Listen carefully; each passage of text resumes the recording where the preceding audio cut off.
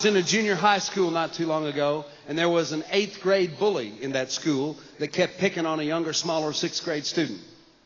Every day he'd pick on him, pick on him, pick on him, pick on him. Finally, one day, this younger, smaller 6th grade student had had all he could take. And he took a 9mm pistol and he put it in his backpack and he took it to school with him.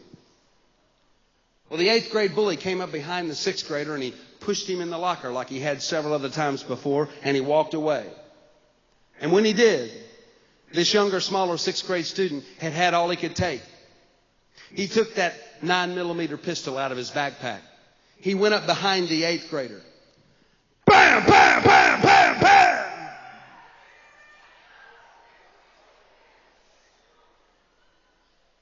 Now let me tell you what happened. They had a funeral for the 8th grader. And the younger, smaller 6th grade student had been picked on all the time, is now in jail on a murder charge, and he's being picked on even worse. You see, he didn't handle it the right way, did he?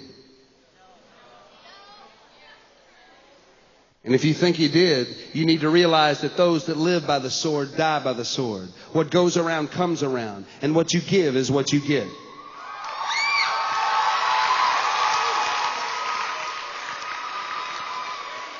You want to live a life of violence, and you'll get a life of violence, and you'll wind up dead or in jail.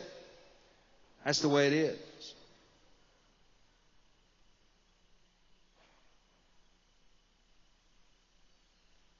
I was in a high school with 3,700 high school students. Very large auditorium. And while I started talking about gangs and violence, I saw gang members throwing me their gang signs in the audience. After the concert, a senior high student walked up to me. Looked like he'd been a senior for about 4 years. He said, "Hey man, you made me so mad, I'm going to hit you in the face." I said, "Well, if that's what you want to do, if that'll make you happy, go ahead." He backed up. "I'm not going to go to jail for hitting you," he said. And as he turned to walk away, another student that saw him do it came up to me and he said, "Hey, you know who that was?" I said, "No, who was it?" He said, "That's the biggest drug-dealing gun runner in this school. And you hurt his business today." It's about time we started hurting their business, isn't it? It's about time the young men and women of America began to stand up for what is right, isn't it? It's about time we begin to take our schools back from people that want to run drugs, that want to give us guns, that want to give us knives, and want to cause us that kind of pain, isn't it? And you're the generation that can do it. If you see a knife, if you see drugs, if you see a weapon, if you see a gun, go to a teacher, go to a principal, go to an officer of the law, go to a parent, go to somebody in authority and say, "Hey, I know who's got it. I know where it is. I don't want it around me, my friends, my classmates, my school. Get it out of here," right? That's what you do.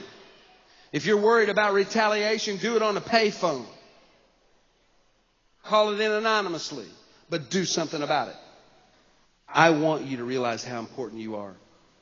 I want you to realize that you are the future and you are the most valuable natural resource our country's got, and without you we have no future. And for that reason, it is going to be very important that you stand for what is right.